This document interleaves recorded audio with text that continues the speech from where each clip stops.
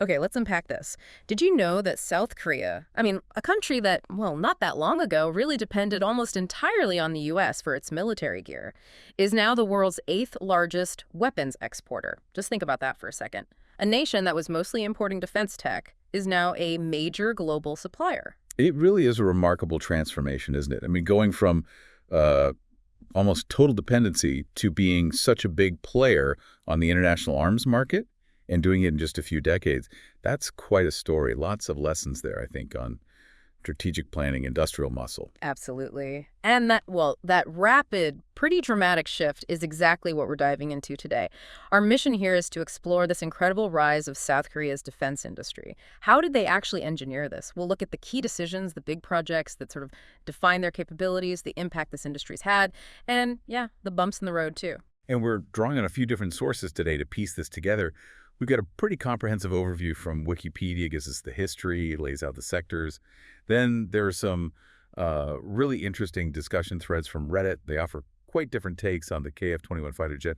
And we also have some fast facts on that same jet from Simple Flying. It's about taking all these pieces, from policy documents right through to supersonic test flights and seeing the whole picture. All right, let's rewind then. Start right at the beginning. Back in the 1970s, at this point, South Korea's military, well, it was essentially outfitted by the U.S., supported by the U.S. They didn't really have their own significant defense industry to speak of. That was the baseline, yeah.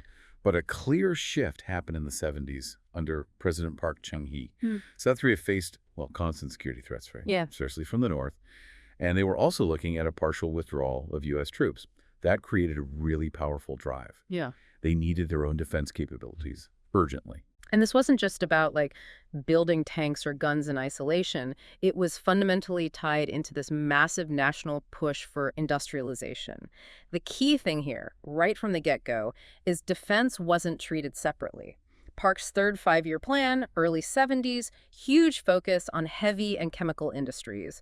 Things like steel, shipbuilding, electronics. These weren't just for making TVs. They were the absolute bedrock you needed to create a defense industry. Exactly. That directly fed into the Heavy and Chemical Industry Development Plan in 1973.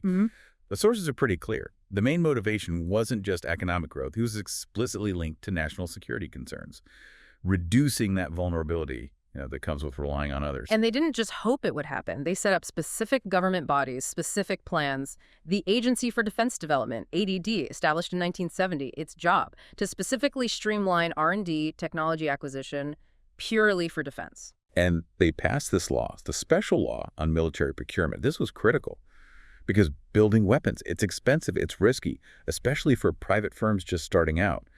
This law gave them really strong incentives: government financing, tax breaks, even draft exemptions for key engineers, skilled workers.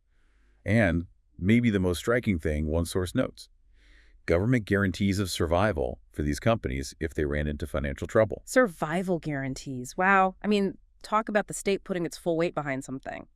And the Yulgok Plan in 1974 sort of put all this into action. It prioritized indigenous arms production, focused military modernization efforts squarely on buying domestically made stuff whenever they could. Their early approach was incredibly pragmatic, though. They didn't start by trying to invent everything from scratch. No, they learned from what was already out there. So that meant licensed production of U.S. weapons, like the M16 rifle, starting in 71.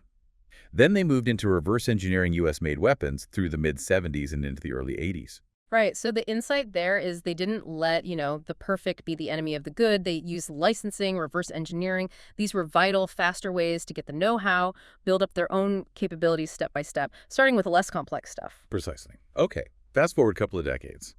Late 1980s, early 90s, South Korea transitions to democracy. Globally, the Cold War ends. These shifts, they lead to another phase of reduced U.S. military presence in East Asia. And that sparked another major push for self-reliance. President Roh Tae-woo's August 18 plan in 1988. It was explicitly about reducing military dependence on the U.S. even further. He even coined a phrase for it, summed up the goal: the Koreanization of Korean defense. Yeah, this plan really gave the defense industry a renewed sense of purpose. It wasn't just about making things locally anymore. It was about strategically building a military with a balanced mix: advanced weapons, conventional weapons, and specifically targeting strengthening their air and Navy assets, to compensate for that potential change in the U.S. posture. And you really start to see solid progress across the different branches.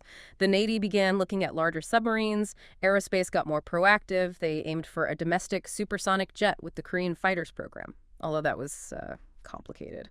Eventually led to F-16 co-production after an initial FA-18 idea fell through. Korean Air was also building up its maintenance capabilities, working on U.S. aircraft. And on the ground, they were developing their own tanks, like the K-188 tank, based on an early Abrams prototype, actually, and indigenous artillery systems. By 1990, the sources estimate they were producing something like 70% of their military's needs domestically. That's a huge leap in just 2 decades, right?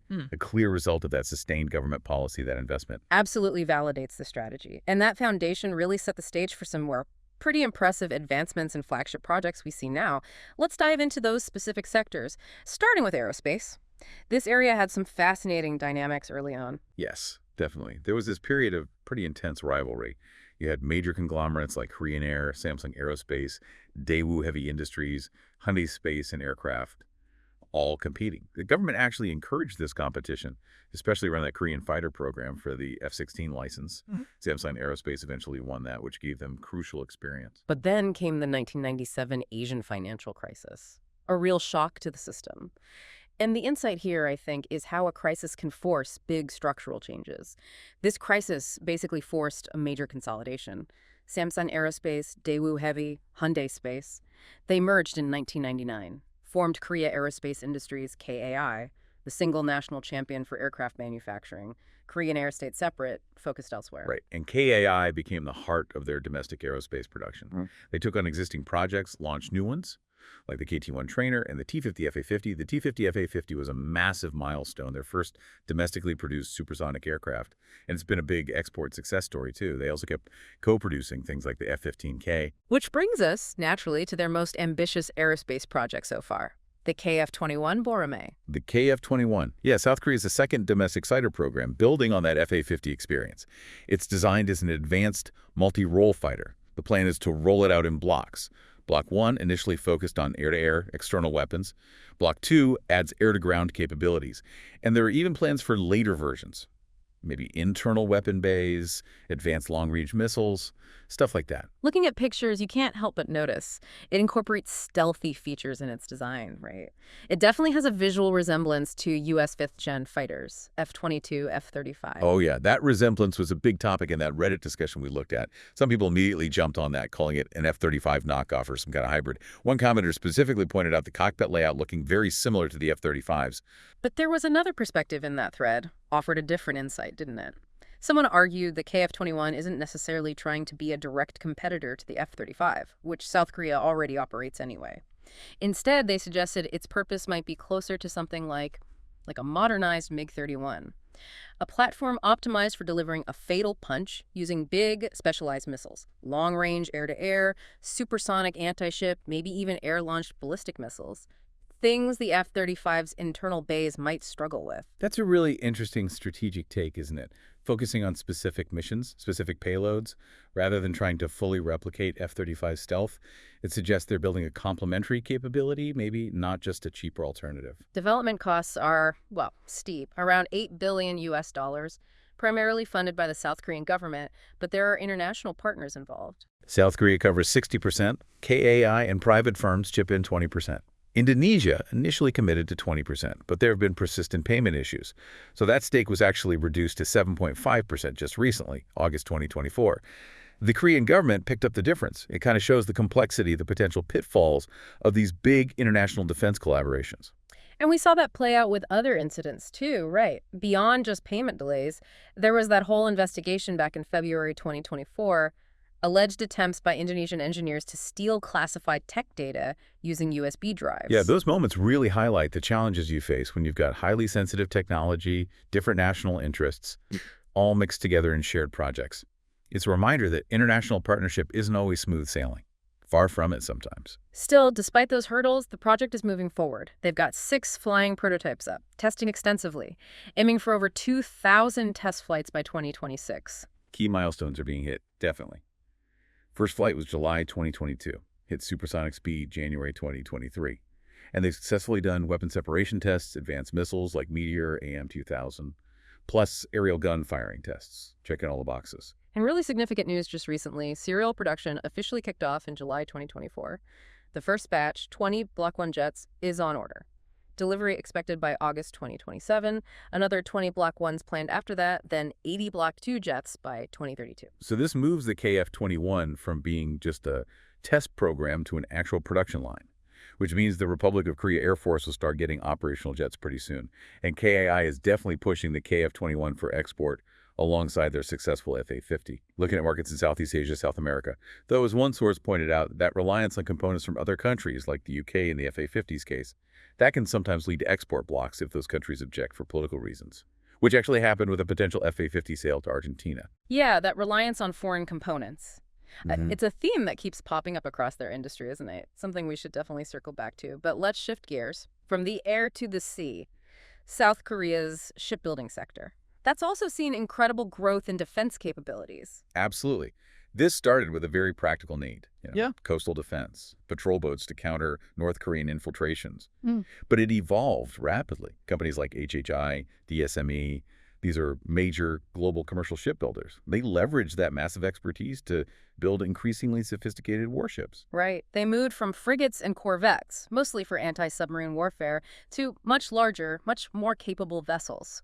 We're talking major programs like those Bogo-class submarines, based on a German design but built locally, the big Dokdo-class LPDs, amphibious assault ships, and the powerful Sejong the Great-class destroyers. The second batch of those is even getting ballistic missile intercept capability. That's serious hardware. And they've got plans for a future original Korean destroyer, the KDDX program. The insight here, I think, is that their existing strength in heady industry, especially commercial shipbuilding, gave them a huge head start, a real competitive advantage in naval defense. This domestic expertise means they're often less reliant on foreign tech for the core ship itself compared to, say, aerospace or ground vehicles, which can help them get around some of those export restrictions we just talked about. And they've seen massive export success here, too. Selling those Bogo subs to Indonesia actually made them the 5th largest submarine exporter at the time. That's huge. They've also sold frigates to Thailand, the Philippines, a major upgrade for the Philippine Navy, that was. Tankers to the UK and Norway, those Makassar-class LPDs to several countries in the region. Yeah, the naval sector is a prime example of leveraging a national industrial strength to become a really significant global defense player. Okay, now let's move to the ground forces. This is where, well, the bulk of their domestic weapons production is focused, which makes total sense, right? Given their primary security threat is still a potential land invasion from North Korea. The evolution kind of mirrors the other sectors. Started with maintaining, upgrading U.S. vehicles, then moved aggressively into domestic development in the 70s and 80s. They developed vehicles like the K200 KIFV, the K188 tank, their first domestic main battle tank, based on that modified Abrams prototype, and indigenous artillery systems like the K-55, the KH-178, KH-179. They also developed their own small arms, K1, K2 rifles, and so on. And now they're working on more advanced concepts, too, like unmanned ground vehicles. But their recent export success in ground systems, Right. that's been truly explosive. The K9 Thunder self-propelled howitzer, arguably their most popular, most successful export overall. Sources really highlight its competitive performance and its price point. It's a sweet spot. The K9 list of customers is long now. Poland, India, Australia, that was a huge deal. The AS9 Huntsman variant. Egypt, Norway, Estonia, more.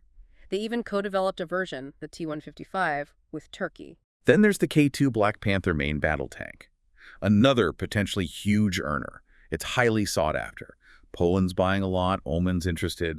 They co-developed the Altay tank with Turkey based on it. These deals represent potentially billions and billions of dollars in contracts. And another massive recent win on the ground. The AS-21 Redback Infantry Fighting Vehicle, it's a variant of their K-21.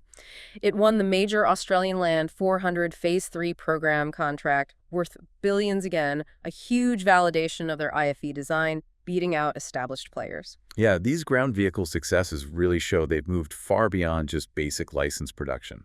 They're developing genuinely competitive, advanced systems that are winning big contracts on the global market. However, it's important to look at the flip side, too. The sources also detail some persistent challenges in achieving full indigenous capability, especially in ground systems, the K2 tank, for example. Despite its export success, it's had these long-standing issues developing a reliable domestic engine and transmission. This is a key insight, I think, into just how hard it is to master every single component of a complex system like a modern tank. The K-2 faced over 15 years of delays because of this powertrain issue. They were forced to initially use German components. And even later batches have had to rely on this hybrid system, a Korean engine, but still a German transmission, because the domestic transmission just kept failing durability tests. That's a significant bottleneck right in their flagship tank program. And the sources also mention other documented defects, issues with earlier K-9 versions, the K-21 IFV initially having sinking problems during amphibious trials, and the K-11 rifle program being recommended for cancellation due to defects. Yeah, these issues are important to remember. They show that despite the really impressive overall success story, building a high-tech defense industry involves setbacks. It involves learning curves.